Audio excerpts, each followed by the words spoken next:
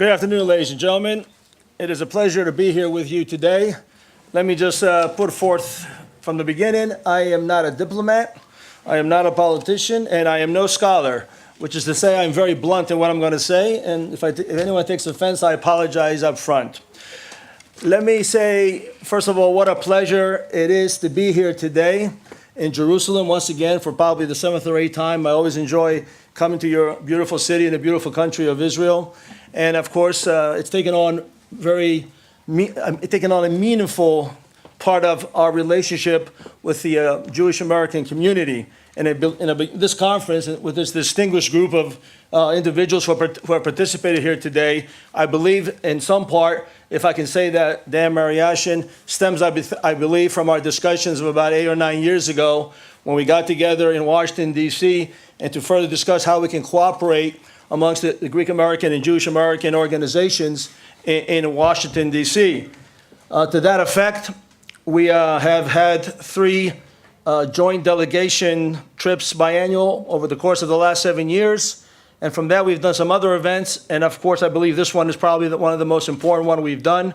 And I want to thank Dan Mariashin, B'nai Brith, for helping to facilitate this whole thing. Alan Schneider, that we've had great relations. And of course, the ever-smiling, effervescent Professor Ephraim Imbar, and your very fine Jerusalem Institute of Strategic Studies for hosting this event here today. And we take great pride as the American Hellenic Institute and being one of the sponsoring organizations along with our good friends at the American Hellenic Education Progressive Association, HEPA, the largest, oldest, and most important Greek American organization, bar none, that we have in the United States.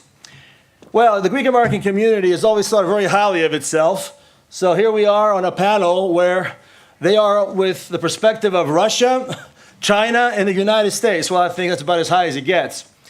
So what exactly am I going to talk about regarding the Greek American community and its role? Well, first of all, to put it into a little bit of perspective, there's approximately almost as many Greeks outside of Greece today as there are in Greece. Greece has approximately 11 million people, and throughout the world there's approximately 7 million Greeks, which is to say there's one whole Greece almost outside of Greece today. But I'm not going to focus on the diaspora around the world. That would be impossible to do, and I'm not qualified to do so, even though I have traveled a good part of it, and I've been in contact and given speeches to many Greek communities around the country, around the world. For our purpose today, I will try to focus exclusively within the context of the Greek American community. But the Greek American community needs a little bit of definition. It came to the United States approximately in the late 1800s, but fundamentally came in 3 major waves, beginning in the early 1900s with my paternal grandfather coming in 1900 himself. And of course, then the second wave was in post-World War II, and there was a third wave that was throughout the 70s and early 80s. There'd like to be a fourth wave, but that's been quite difficult because it's not as easy anymore to gain, the immigration status that you had in those days. Having said that, of course, where does that leave us today within the context of the Greek American community? And the Jewish American community, I believe, shares some of the same challenges that we have within that context. It means we are at the 3rd plus generation of Greek Americans. And it's becoming excessively more difficult by far to be able to engage our brethren within the Greek American community to be actively involved within the context of some of the issues that we talked about here today as they pertain to the challenges of the Eastern Mediterranean. But let's take a step back. When did the community really start becoming very active in the political process of the country? Well, we thank Turkey for that. And unfortunately, in 1974, in July, when Turkey illegally invaded, occupied, and continues to illegally occupy Cyprus 45 years later, a NATO country occupying a member of the European Union. And on the surface, it's nothing more, it's nothing less. And how the West, NATO, and the European Union can accept that is beyond me in 2018. But that's the reality. And so the American Hellenic Institute was founded by one Gene Rosides, an assistant secretary of the Treasury under the Nixon administration, and a prominent attorney with Rogers and Wells law firm in Washington, with the express purpose to have a voice in Washington and throughout the United States, and to be politically mature as a community to move forward with issues affecting our interests. Except for one thing, we don't do it for Greece, we don't do it for Cyprus. We do it in what we feel is in the best interest of the United States. That's the message that which we take our policy and our advocacy to Washington, D.C. and to the halls of power. In early '74, the issue was the invasion. And so how do we react towards this? One of the most biggest successes of the lobby, and thanks with our friends at the American Hellenic Education Progressive Association, because the American Hellenic Institute had no money at the time when we first started out, and we had no grassroots, but AHEPA does all over the country. We started the rule of law embargo, arms embargo against Turkey at that time in reaction to the invasion of Cyprus. But we used the argument of the rule of law and the violation of U.S. law. And the violation of U.S. law was the Foreign Assistance Act of 1961, where it clearly states American weapons cannot be used for an offensive capacity, but only within a defensive posture regarding that law. So because of the way we did it, you can claim we're really not a Greek lobby, but we're more of a Greek-American lobby at best. And Time magazine at the time in '75 proclaimed this as one of the most effective lobbies in Washington, and we've never looked back since. The community, though, certainly had issues, and I think it's worth repeating some of the things in the beginning. We talked about it earlier, but I do believe it's worth repeating again. Yes, AHEPA was founded to educate and to make mainstream the Greek-American community, because it was also targeted like other ethnic groups, including the Jewish American community at the time. You can go back and find through books and photos signs that read, "No blacks, no dogs, or Greeks allowed in restaurants." And that was the reality of the early 20th century. But there was one seminal moment that changed the entire community and the perception of the community in the United States. And it's something that the world necessarily really knows or understands, but we make every effort to mention it, which is why I mentioned it here today. Little old Greece, when the rest of the continent was fallen in days to the mighty Axis machinery, stood up to fascism on October 28, 1940, and said no to Mussolini when he wanted to come and to occupy Greece. That is, by many, proclaimed as the first victory of World War II. And you see the New York Times and other newspapers across the spectrum idolizing and calling the Greeks such heroes.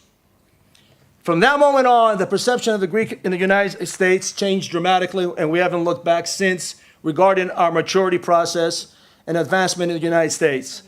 Statistics today say the Jewish American and Greek Americans as an ethnic group are 1 and 2 per capita in education and economic prosperity, and the third and fourth are way behind. And traveling the country and doing this for 31 years, I would have to say I would agree with that, seeing some of the activity of our Greek Americans. But we're only a small group. We're only 1.3 million. That's about all we are. That makes us less than 1/2% of the entire country. But to be successful and to take the model from the Jewish American community, as Gene Rosides wanted to do, he went to AIPAC and wanted to find out how their operations worked. And he tried to apply that to the concept of what we did, and we tried to do today. Of course, we don't have a $75 million budget, approximately, or over 150 people working in our offices. But good for them, AIPAC and the entire Jewish American community of over 6 million people. And they understood many years ago, and correct me if I'm wrong, but if you're able to galvanize and gather support within the Congress, it makes no difference necessarily who's in the White House. And we try to do that to a certain degree within the context of our community, with some success, but certainly not to the success as the Jewish American community and others. So the message that we take today to Capitol Hill is one that Tip O'Neill coined very famously: all politics is local. So advocating for a public policy you have to use grassroots. There are lobbyists who will tell you that one of the most effective lobbyists and to be able to pursue public policy in the United States is through the grassroots community. Information is certainly important, access and money, but do not underestimate the power of the grassroots community. So that's how AHI works, and this is the concept of what we've been trying to do. Because what we believe in is in U.S. geostrategic interests.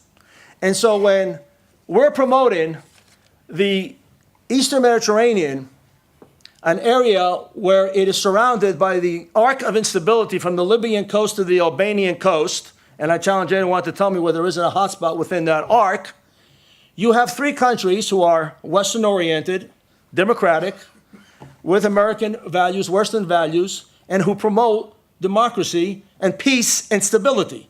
The United States has major interest, in my humble opinion, in the Eastern Mediterranean. It was alluded to earlier in this panel.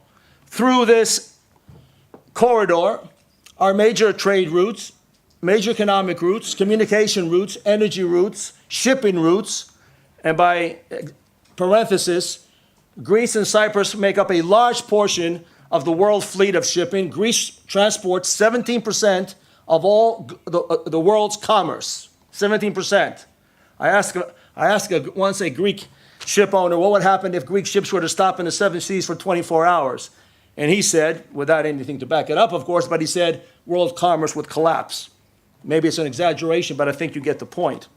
So be it as it may, to be able to promote U.S. geostrategic interests, you need peace and stability. So we promote this strong relationship that has been created here over the last 7, 8, 9 years between Greece, Israel, and Cyprus. That's why we've come to the region.